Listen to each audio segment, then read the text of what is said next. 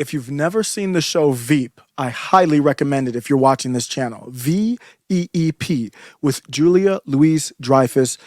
One of my favorite shows, actually recommended to me by the woman I used to call my wife. Look at this. What is it? They're calling you the No BS VP. Damn right they are. I mean, I lied and everything, but it sounded true at least. Why do I compare Kamala Harris's reign as VP to the great show Veep?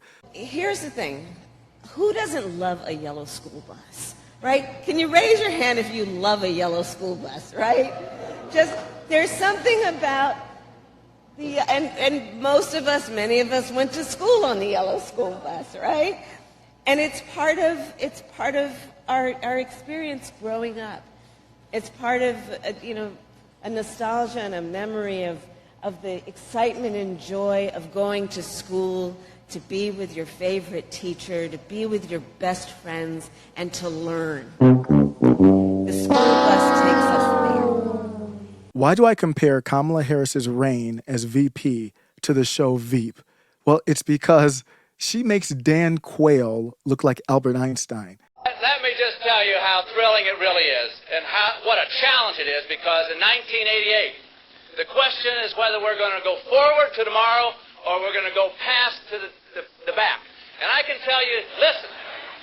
Here's her latest, I don't think this is a gaffe. Here's her latest bad moment. I know they don't teach civics like they used to, but I think we all understand this part of the Declaration of Independence. It's pretty obvious what she's leaving out here. We collectively believe and know America is a promise. America is a promise. She is awful. It is a promise of freedom and liberty. Not for some, but for all. All for all, okay. A promise we made in the Declaration of Independence. Yeah, let's quote it. Quote it. That we are each. What did you say? What did you say? What did you omit? Endowed with the right to liberty and the pursuit of happiness. What did you say? Nickel? This is a speech that is pro unliving fetuses. So a lot of people went to that route, and that's what it probably is, because it's awkward to have to say the word life in there. Isn't that a little bit awkward to have to say that? Even though I am pro-choice, I disagree with a lot of people on the channel. Well, personally, I'm pro-life, but legislatively, I'm pro-choice. But it's a little awkward to have to say that word life in there. Life, liberty, and the pursuit of happiness.